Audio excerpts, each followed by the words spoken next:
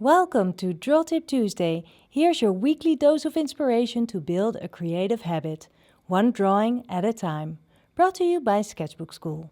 Hello, welcome to Draw Tip Tuesday.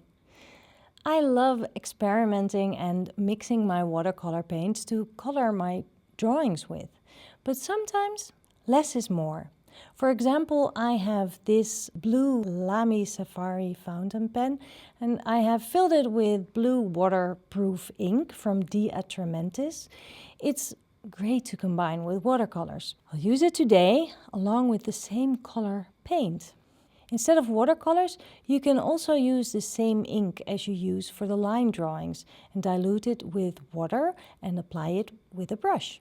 I'll use my blue Lamy Safari pen with the blue ink in it. And I will keep things simple by using the same color paint for a monochrome effect. You can do this with any color you like, making a line drawing first. When I draw my hand, I often look at the negative spaces and do some parts in kind of a continuous line drawing as well. It's important to trust what your eyes see and not to draw what you think you see. Sometimes you may think, wait, that can't be right. But then as soon as you add a negative shape or the line next to it, it all comes together and makes sense after all. Just keep going.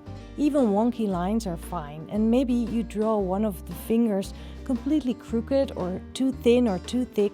It doesn't matter. Keep going and don't let any judgment distract you from just putting lines onto the paper. It's tempting to add some hatching lines for the shading, but I will indicate shading with my paint. So now I will pick up blue paint and look at my hand to see where it casts a drop shadow.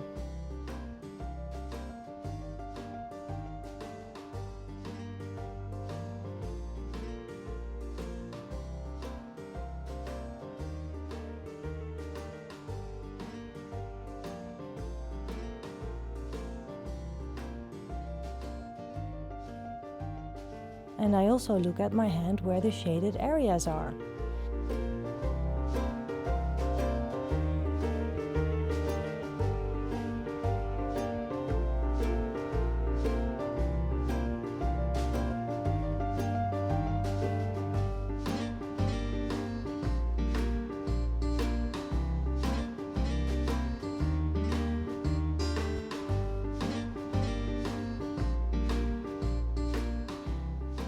I'll let that dry before I add another layer to darken the drop shadows and the heavier shaded bits.